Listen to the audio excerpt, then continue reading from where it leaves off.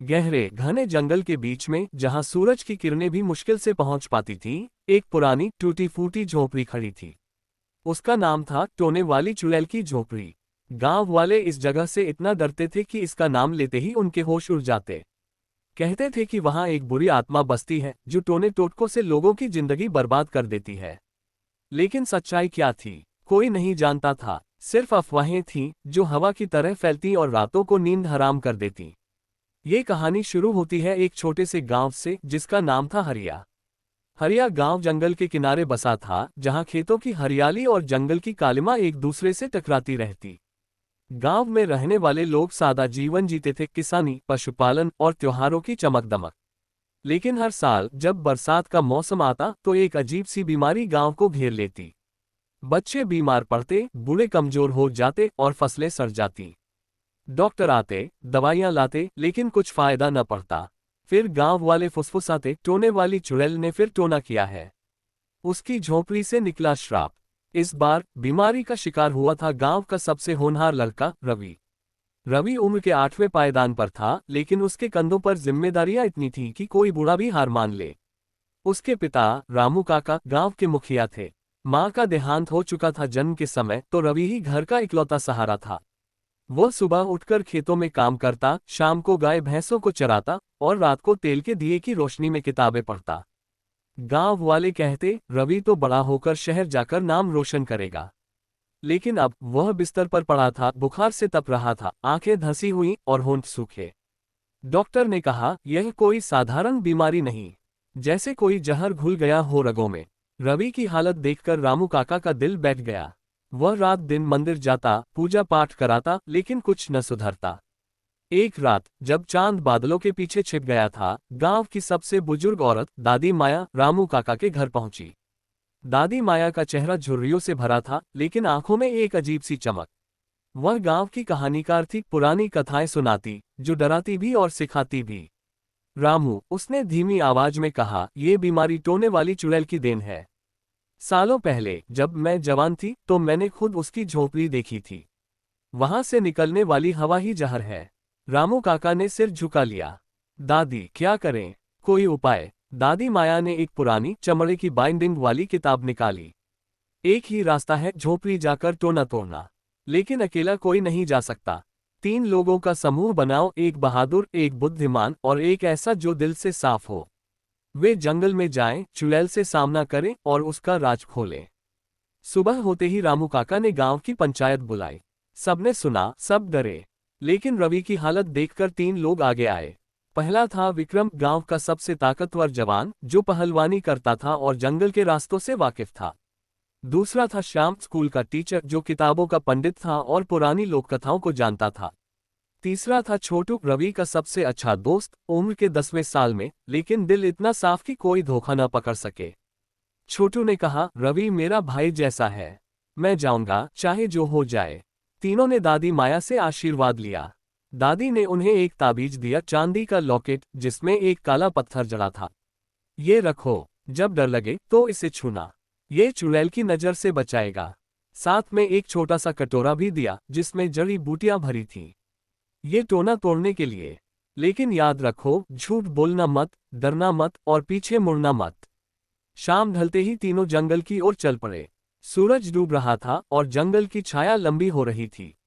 विक्रम आगे था, हाथ में कुल्हाड़ी, श्याम बीच में किताब और लालटेन लिए, और छोटू पीछे ताबीज को सीने से लगाए। जंगल का रास्ता संकरा था, कंटीली झाड़ियां, उलझे हुए लताएं और हवा में एक अजीब सी सनसनाहट। पक्षी चहचहा रहे थे, लेकिन जैसे कोई खतरा महसूस कर रहे हो। पहले घंटे में सब ठीक था। विक्रम मजाक उड़ा रहा था, अरे चुड़ैल तो शायद बूढ़ी दादी जैसी होगी, बस चाय पिला देगी। श्याम हंसा, लेकिन छोटू चुप था। उसे लग रहा था जैसे कोई नजरें उन्हें घूर रही हो। अचानक रास्ते में एक पुराना बरगद का पेड़ आया। उसकी जड़ें जमीन से बाहर लटक रही थीं, जैसे राक्षसी हाथ। श्याम ने किताब खोली और पढ़ा, ये बरगद चुड़ैल का पहला पहरा है। इसे पार करने के लिए आग जलानी पड़ती है।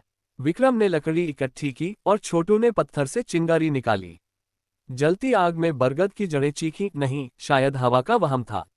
लेकिन जैसे ही वे पार हुए, हवा तेज हो गई, पत्तियां सरसराने लगीं और एक फुसफुसाहट सुनाई दी, पीछे मुड़ो। घर लौटो, वरना मर जाओगे। छोटू का दिल धक धक करने लगा। उसने ताबीज पकड़ा और आवाज धीमी पड़ गई। रात गहरा रही थी। चांद निकला लेकिन बादलों से ढका। वे थके हुए थे तो एक छोटे से गड्ढे में रुके। श्याम ने जड़ी बूटियां उबालकर चाय बनाई। ये हमें ताकत देगी। खाते पीते वे बातें करने लगे। विक्रम ने अपनी कहानी सुनाई, कैसे वह बचपन में जंगल में भटक गया था और एक भालू से बच गया। श्याम ने लोककथा बताई टोने वाली चुड़ैल के बारे में। कहते हैं वह कोई साधारण औरत नहीं। 100 साल पहले एक ब्राह्मण की बेटी थी जिसे गांव वालों ने चुड़ैल कहकर जला दिया। उसकी आत्मा लौटी और अब वह बदला लेती है। उसकी झोपड़ी जंगल के बीच में है जहां टोने की किताबें रखी हैं। जो भी जाता है या तो पागल हो जाता है या गायब। छोटू ने पूछा, फिर हम कैसे बचेंगे? श्याम ने कहा, सच्चाई से। चुड़ैल झूठ पकड़ लेती है। सुबह होते ही वे फिर चल पड़े। जंगल और घना हो गया। पेड़ इतने ऊंचे कि आसमान न दिखे। अचानक एक नाला आया, पानी काला जैसे स्याही घुली हो। विक्रम ने छलांग लगाई लेकिन छोटू फिसल गया। पानी में गिरते ही उसे कुछ चुभा, एक कंकड़ नहीं बल्कि हड्डी का टुकड़ा। वह चिल्लाया लेकिन विक्रम ने खींच लिया। यह क्या था? श्याम ने देखा, यह इंसानी उंगली की हड्डी थी। पुराना शिकार चुड़ैल के। अब डर हावी हो गया। लेकिन वे रुके नहीं। दोपहर तक पहुंचे एक खुले मैदान में। वहां फूल खिले थे, लाल काले नीले, लेकिन खुशबू अजीब। श्याम ने चेताया, ये नींद के फूल हैं। सूंघोगे तो सो जाओगे और कभी न जागोगे। वे सांस रोककर पार हुए। शाम ढलते ढलते वे झोपड़ी के पास पहुंच गए। वह दिख रही थी, लकड़ी की दीवारें सड़ी हुई, छत पर लताएं लिपटी। धुआं निकल रहा था चिमनी से और हवा में एक मीठी कड़वी गंध। दरवाजा खुला था लेकिन अंदर अंधेरा। विक्रम ने कुल्हाड़ी उठाई, चलो अंदर। वे अंदर घुसे। झोपड़ी छोटी थी, एक कमरा, बीच में आग का चूल्हा। दीवारों पर कंकड़ चिपके थे जो चमक रहे थे। एक कोने में बिस्तर, दूसरे में अलमारियां भरी किताबों से। लेकिन सबसे डरावना था, मध्य में एक कुर्सी पर बैठी औरत। उसके बाल सफेद लंबे, चेहरा झुर्रियों से भरा, लेकिन आंखें लाल चमकदार। वह मुस्कुराई, आ गए हो। मैं इंतजार कर रही थी। विक्रम ने चिल्लाया, तू कौन है? रवि को ठीक कर। चुड़ैल हंसी, रवि? वह तो मेरा शिकार है। लेकिन तुम्हें टेस्ट करना है। उसने हाथ उठाया और कमरे में हवा घूमने लगी। किताबें उड़ने लगी और एक कागज छोटू के हाथ में आ गिरा। उस पर लिखा था, एक टोना। छोटू ने पढ़ा लेकिन शब्द उलझे। चुड़ैल बोली, पढ़ो सही से वरना सब मर जाओगे। ये था पहला टेस्ट। तीनों डर गए लेकिन ताबीज ने चमकना शुरू किया। श्याम ने किताब खोली और मिलान किया। धीरे धीरे टोना टूटा, लेकिन चुड़ैल गायब हो गई। झोपड़ी खाली, बाहर हंसी की गूंज। वे रुके। रात बाकी थी। क्या होगा अगला? झोपड़ी के अंदर का अंधेरा अब और गहरा हो गया था। आग का चूल्हा बुझ चुका था लेकिन हवा में धुएं की गंध बसी हुई थी। विक्रम, श्याम और छोटू सांस थामे खड़े थे। चुड़ैल गायब हो चुकी थी लेकिन उसकी हंसी की गूंज अभी भी कान में गूंज रही थी। यह क्या था? विक्रम ने फुसफुसाया, कुल्हाड़ी को कसकर पकड़े। श्याम ने लालटेन ऊपर उठाए। रोशनी में दीवारें चमकी नहीं, वे चमक नहीं रही थी बल्कि उन पर निशान उभर रहे थे, जैसे कोई अदृश्य कलम लिख रही हो। देखो, श्याम ने कहा, ये संकेत हैं। पुरानी भाषा में। वह अपनी किताब से मिलाने लगा। ये चुड़ैल का पहला टेस्ट है, सत्य का परीक्षण। छोटू का दिल धड़क रहा था। ताबीज गर्म हो गया था सीने पर। क्या मतलब हमें सच्चाई बोलनी होगी। झूठ बोले तो हम फंस जाएंगे। श्याम ने पढ़ा। दीवार पर लिखा था, बताओ अपना सबसे बड़ा पाप। जो न बोले वो यहीं दफन हो। विक्रम हंसा, लेकिन मजबूरी में। मेरा पाप? अरे, मैंने तो कभी चोरी की ही नहीं। लेकिन जैसे ही बोला, कमरे में हवा तेज हो गई। एक अदृश्य हाथ ने उसे धक्का दिया। वह दीवार से टकराया। अरे, श्याम ने समझाया, सच्चाई बोलो विक्रम। विक्रम ने सिर झुका लिया। ठीक है, बचपन में मैंने पड़ोसी के खेत से आम चुराए थे। और एक बार झगड़े में झूठ बोला जिससे मेरा दोस्त बीमार पड़ा। जैसे ही बोला, हवा शांत हो गई। निशान मिट गए। अब श्याम की बारी। मेरा पाप? मैंने स्कूल में नकल कराई थी बच्चों को ताकि स्कूल बंद न हो। और अपनी पत्नी से झूठ कहा कि नौकरी अच्छी चल रही है जबकि कर्जा चढ़ रहा था। शांत। छोटू रोने लगा। मैंने रवि से पैसे उधार लिए और चुपके से खर्च कर दिए। माफी मांगना भूल गया। आंसू गिरे लेकिन हवा शांत। अचानक चुड़ैल की आवाज गूंजी। अच्छा, पहला टेस्ट पास, लेकिन आगे और है। कमरे का फर्श हिलने लगा। नीचे से सीढ़ियां उभरी, अंधेरी, नम। नीचे जाओ, वहां मेरा खजाना है, लेकिन सावधान, चोर को मार डालूंगी। वे नीचे उतरे। सीढ़ियां पत्थर की थीं, दीवारें जड़ों से भरी। नीचे एक गुफा जैसा कमरा, मिट्टी की अलमारियां भरी हुई बर्तनों से।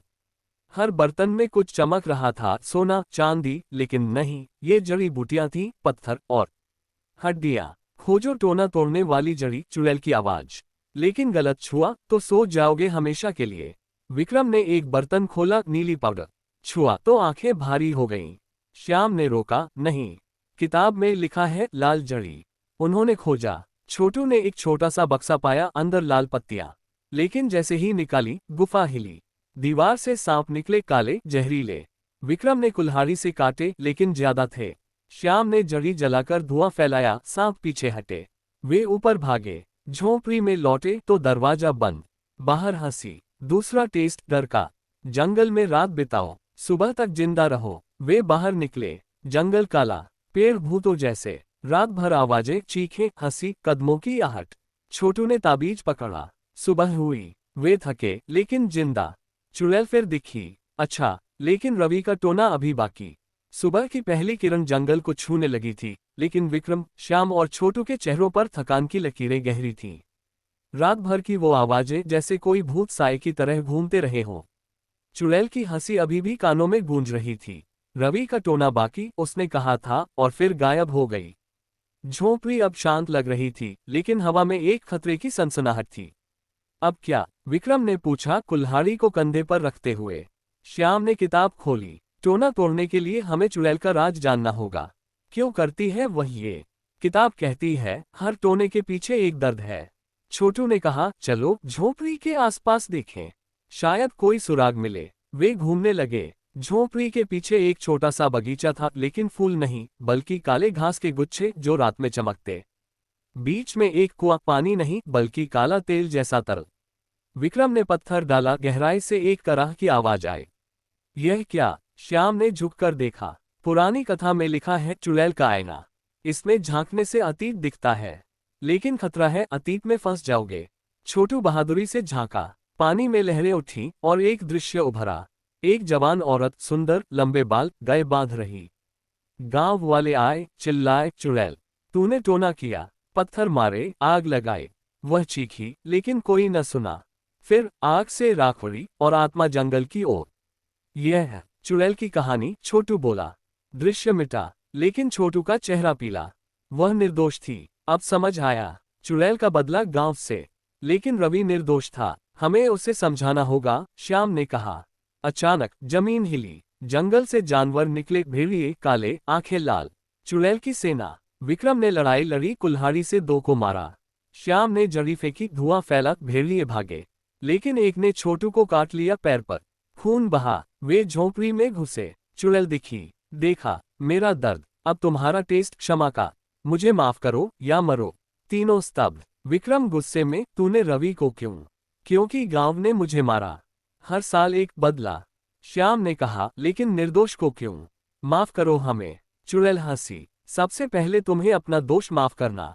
कमरे में आग जल गई, नीली आग। इसमें कूदो, अपने पाप जलाओ। विक्रम पहला कूदा, चीखा, लेकिन बाहर आया, हल्का। श्याम, फिर छोटू। दर्द हुआ, लेकिन मन साफ।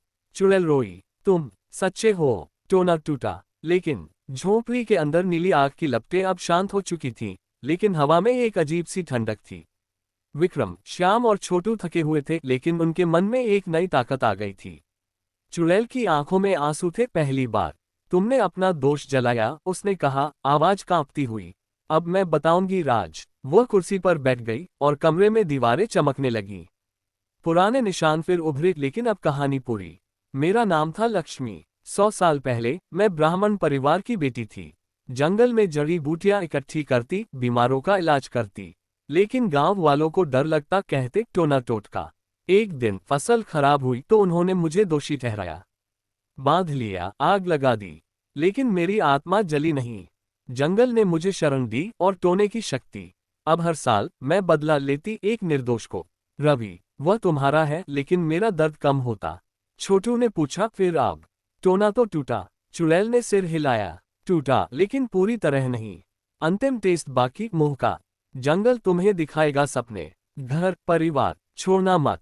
बाहर निकले, जंगल बदल गया, पेड़ हरे फूल खिले। लेकिन ये भ्रम था। विक्रम को दिखा अपना गांव, पत्नी बुला रही, लौट आओ। वह ठहरा, लेकिन ताबीज चुभा, नहीं ये झूठ।